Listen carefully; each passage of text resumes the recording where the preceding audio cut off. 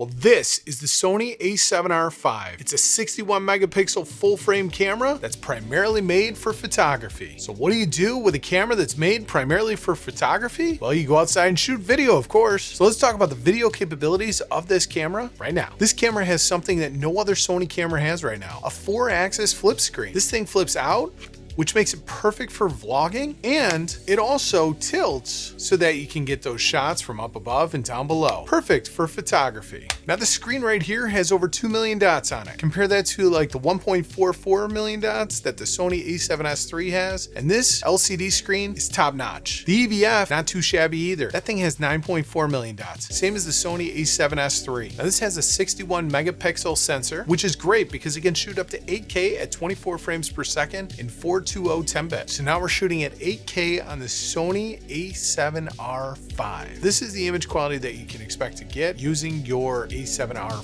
V. Can your computer even handle 8K footage? That is a great question. Now, I'm definitely going to probably have to use proxies in order to edit this footage, so hopefully it comes out pretty well. I'm very curious to see how much computing power I'm going to need to process these files. Now what I'm going to do is I'm going to switch to 4K 24, and we can see what the image quality looks coming out of the camera that way. Now it can also shoot up to 4K at 60 frames per second at 422 10-bit. So now I'm back shooting 4K at 24 frames per second. One of the things that I really do like about this camera, which I wish we would get in a firmware update on our Sony a7S III, is that My Menu setting. You're able to switch between different resolutions, frame rates, ISO, you name it. I know they upgraded the FX3 to have that menu system, and I really wish we could have the upgrade here on the Sony a7S III. Until then, we are kind of stuck having to use the camera as it was basically meant to be because software doesn't get updated. All right, now what I'm going to do is I'm going to switch over to the a7S III again, and we're going to go ahead and finish up this video. Now, if you want that 120 frames per second, you're going to have to shoot in 1080p in 420 8-bit. This thing can also shoot 16-bit RAW over HDMI. Now, you will have to deal with some crops when shooting with this thing. It's got an 8K and 4K 60 crop of 1.24 times, and the 4K 24 and the 4K 30 have no crop. And of course, if you throw this thing in APS-C mode, you're going to get 1.5 times crop, which you don't get on something like the Sony a7S III. This thing has a Sony leading 8 stops of image stabilization, so you're going to get some pretty smooth footage when you throw this thing into active mode. Okay, so now we're going to test the Sony a7r V with the 20mm f1.2 lens, shooting it at 20 millimeters, obviously, with no lens stabilization. So here is no lens stabilization on.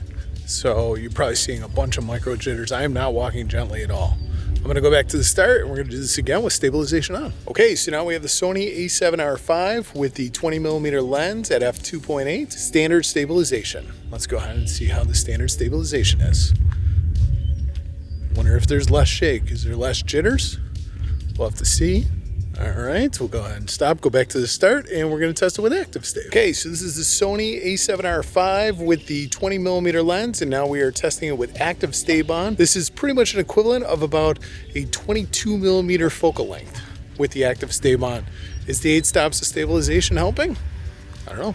You tell me. Now, also included in this camera is a brand new AI processing chip. This chip is perfect for vlogging because you can register your face, and no matter how big the crowd is, this camera's gonna find you and it's gonna stick on your face no matter what. This thing is a game changer if you're trying to vlog. Now, because of all the megapixels in this camera has a dual ISO of 800 and 2500 when you're shooting an S-Log3. Now, it does have an S-Cinetone profile, which allows you to shoot in the same picture profile that you would find on the FX6 or the FX3 or even the Sony a7S III. But here's the downside. That 61 megapixel sensor does not do great in low light. Because there's all these megapixels, the camera is not going to do a great job of really performing in low light. So I would say the best you can get away with on this camera is about 12,800 ISO before it really gets noisy. All right, so now this camera is going to have really rough rolling shutter. The reason why is because of that 61 megapixel sensor. Because it has to read so much of the sensor, it is going to really struggle trying to get you really straight lines when you're shooting fast motion objects. You can see that the rolling shutter is a little rough, and this is primarily because you have that 61 megapixel sensor. That sensor is fantastic if you're looking to shoot some photos and be able to crop in later, but in video, that sensor can really hurt you. That being said, the image coming out of this camera is beautiful. I do absolutely love it, and it does do a great job of comparing to my Sony a7S III. The downside is